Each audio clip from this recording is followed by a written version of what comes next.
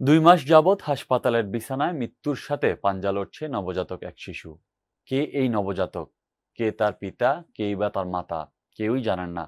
সাভার বংশী নদীর পার হতে কুড়িয়ে পাওয়া নবজাতক এখন মৃত যন্ত্রণায় কাতরাচ্ছেন হাসপাতালের বিছানায়। হাসপাতালের বিছানাতেই শিশুটির বয়স বেড়ে হয়ে গেছে ২ মাস। বর্তমানে শিশুটি ভুগছে জটিল হৃদরোগে। এই শিশুটির চিকিৎসা সহায়তায় হাত বাড়িয়ে দিলেন ঢাকা জেলা বিএনপির সাবেক যুগ্ম সাধারণ সম্পাদক ও সাভার পৌর মেয়র প্রার্থী লায়ন মোহাম্মদ খুরশেদ আলম। ঢাকা জেলা প্রতিনিধি তৌকির আহমেদের পাঠানো তথ্য ও চিত্রে ডেস্ক রিপোর্টে। সাভারের বংশী নদীর পাড়ের ময়লার বাগার থেকে কুড়িয়ে পাওয়া অসুস্থ শিশুটির চিকিৎসা সহায়তায় এগিয়ে আসলেন বিএনপির নেতাকর্মীরা। সকালে সাভারের এনাম মেডিকেল কলেজ হাসপাতালের শিশু ওয়ার্ডে তাকে দেখতে যান ঢাকা জেলা বিএনপির সাবেক যুগ্ম সাধারণ সম্পাদক মোহাম্মদ খুরশেদ আলম। এ সময় মানবিক ডাকে সাড়া দিয়ে কুড়িয়ে পাওয়া এই শিশুটির চিকিৎসার খোঁজ খবর নিয়ে আর্থিক সহায়তা প্রদান করেন খুরশেদ আলম। সেখানে এই হতভাগা শিশুর চিকিৎসা চলছিল, কিন্তু চিকিৎসকরা ওই শিশুকে পরীক্ষা নিরীক্ষা করে দেখেন তার হৃৎপিণ্ডে ছিদ্র রয়েছে। আর এই চিকিৎসা খুবই ব্যয়বহুল বলে হাসপাতালেই পড়েছিল শিশুটি। এ সময় উপস্থিত ছিলেন ঢাকা জেলা স্বেচ্ছাসেবক দলের সভাপতি নাজমুল হাসান ওবি, ঢাকা জেলা উত্তর ছাত্র দলের সভাপতি তমিজ উদ্দিন, এনাম মেডিকেল কলেজ হাসপাতালের সিইও নাজিম উদ্দিন সহ বিভিন্ন গণমাধ্যম কর্মীরা। যতটুকু আমাদের দ্বারা সম্ভব, আমার দলের দ্বারা সম্ভব, আমরা সবটুকু করবো ইনশাআল্লাহ, নিশ্চিত করলাম আপনাদের। আমি সাভারের মানবিক মানুষজন, ব্যবসায়ী সবাইকে অনুরোধ করব, আমি একা সাভার একদিনে পাল্টাইতে পারবো না। আপনারা পাশে দাঁড়ান, এই বাচ্চাটার পাশে দাঁড়ান। আমরা চাই এই বাচ্চাটা জীবনটা ফিরে পাক এবং আমরা প্রমাণ করে দিই আমরা সাভারের মানুষ মানবিক কাজে সবার সেরা।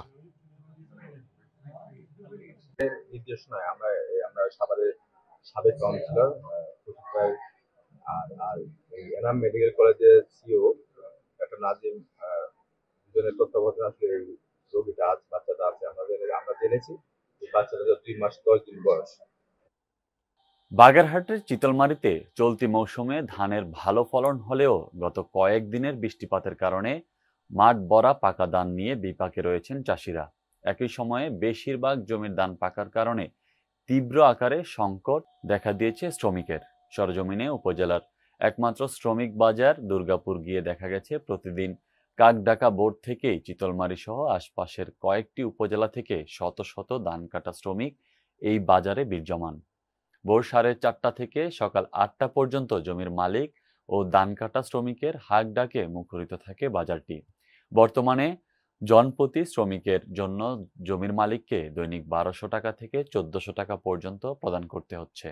এছাড়াও 2 বেলা খাবার প্রদান করায় জনপ্রতি শ্রমিকের জন্য জমির মালিককে 1500 টাকার মতো গুনতে হচ্ছে। এদিকে ধানের দাম তুলনামূলক কম থাকায় দুশ্চিন্তায় রয়েছেন এলাকার চাষিরা।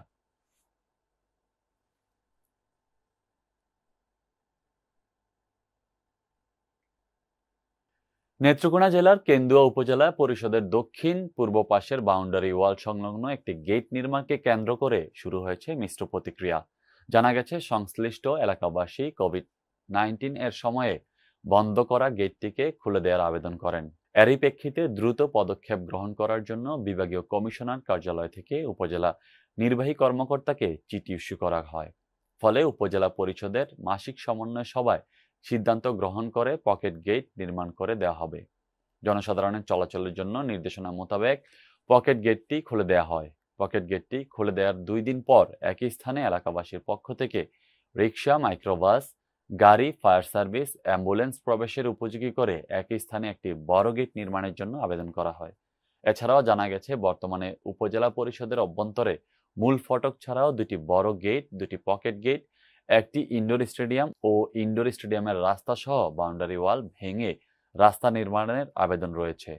বর্তমান পরিষদ সূত্রে জানানো হয়েছে, স্থানীয় সরকার বিভাগের অনুমোদন ছাড়া গেট করা যায় না। যে ব্যক্তিরা পকেট গেটের আবেদন করলো, একই ব্যক্তিরা আবার বড় গেটের আবেদন করাটা রহস্যজনক এবং আমাদের আইন পরিপন্থী ও পরিষদের সকল সদস্য এই সিদ্ধান্তের বিরুদ্ধে।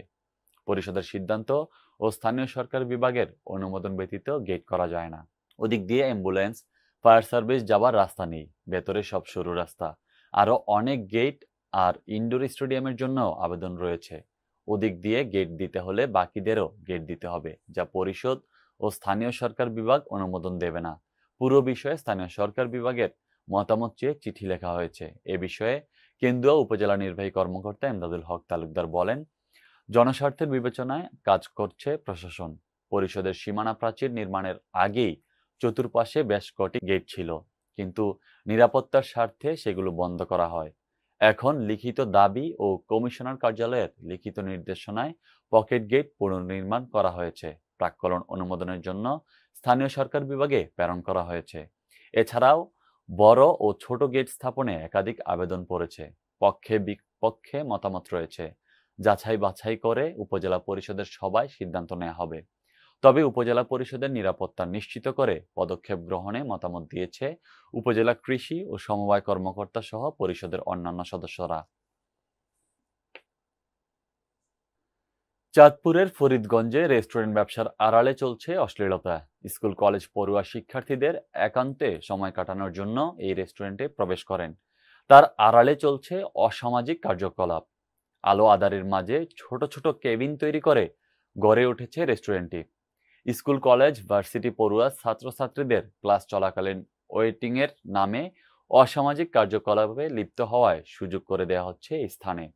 ঘটনা সূত্রে জানা যায়, উপজেলার গ্রিদকালিন্দিয়া বাজারের রেস্টুরেন্টে 99+ নামে এই রেস্টুরেন্টটি বাহ্যিক দৃষ্টিতে অত্যন্ত দৃষ্টিনন্দন। এসব রেস্টুরেন্টের ভিতরে কি আছে তার খবর কেউই রাখে না। রেস্টুরেন্টের ভিতরে ছোট ছোট কেবিন তৈরি করা, সেগুলোতে আবার পৃথক পৃথক কাপড় আছে। ভিতর থেকে সে কাপড় আটকানো যায়। বাহির থেকে দেখলে বোঝার উপায় নেই যে এসবের ভিতরে কি হচ্ছে। প্রবেশদ্বারের মুখেই বড় ডেস্ক বা কাউন্টার, যার পাশ দিয়ে ভেতরে প্রবেশ করলে ছোট ছোট কেবিন। ভিতরে প্রবেশ করতে চাইলে কর্তব্যরত ম্যানেজার জানতে চান, স্যার কি কিছু খাবেন? কি আছে জানতে চাইলে তিনি বলেন, আপাতত নুডলস আর কোল্ড ড্রিঙ্কস ছাড়া কিছু নেই। ওইসব কেবিনে কারা বসে জানতে চাইলে তিনি জানান, সাধারণত স্কুল কলেজের ছাত্রছাত্রীরা কেবিনগুলোতে বসে গল্প করে। ঘন্টার পর ঘন্টা কি কথা বলে তারা জানতে চাইলে 15-16 বছর বয়সী বুঝে নিত। এখনকার জমানার কথা জানেন না? এগুলো ঠিক এমন প্রশ্নে বলেন না স্যার। সাথে সাথে বলার শব্দ শুনে কয়েক জোড়া তরুণ তরুণী দ্রুত শরীরের কাপড় ঠিক করতে করতে বেরিয়ে যেতে দেখা গেছে। রেস্টুরেন্ট মালিক মহিন পাটোয়ারির মুঠোফোনে বলেন, আমার রেস্টুরেন্টে এই ধরনের কোনো কাজ হয় না। ছেলেমেয়েরা আসে, কিছু সময় থেকে কিছু খেয়ে চলে যায়। এই বিষয়ে বাড়ির মালিক আবুল বাশার বলেন, রেস্টুরেন্টের আড়ালে এই ধরনের কাজ চলে সেটা আমি জানতাম না। আমি এখন তালা মেরে দিচ্ছি। গ্রিদকালিন্দিয়া বাজার ব্যবসায়ী কমিটির সাধারণ সম্পাদক হারুনুর রশিদ জামাল বলেন, আমার বাজার ঠিক আছে এই স্কুল কলেজের জন্য। তার সামনে এই ধরনের রেস্টুরেন্ট করছে যা আমাদের জানা ছিল না। তারা যদি এই ধরনের কর্মকাণ্ড করে তাহলে তাদের রেস্টুরেন্ট বন্ধ করে দেব। ফরিদগঞ্জ থানা অফিসার ইনচার্জ শাহ আলম বলেন, এই ধরনের কর্মকাণ্ডে যদি চলতে থাকে তাহলে আমরা অভিযান করে তাদের বিরুদ্ধে আইনগত ব্যবস্থা নেব। উপজেলা নির্বাহী কর্মকর্তা সুলতানা রাজিয়া বলেন, স্কুল কলেজের সামনে এই ধরনের নোংরা কাজ কোনোভাবেই মেনে নেওয়া যায় না। আমরা এইসব বিষয়ে আইনগত ব্যবস্থা গ্রহণ করব। সামাজিকভাবে এদেরকে যেভাবে যে ব্যবস্থা নেওয়া দরকার সেটা অবশ্যই নেব। ধন্যবাদ আপনাদের। আপনারা অত্যন্ত গুরুত্বপূর্ণ একটা দায়িত্ব পালন করছেন সামাজিক দায়বদ্ধতা থেকে। যে সমাজের অসঙ্গতি, অনিয়ম বা অসামাজিক কর্মকাণ্ড যেখানে হবে সেখানেই আপনারা তথ্যগুলো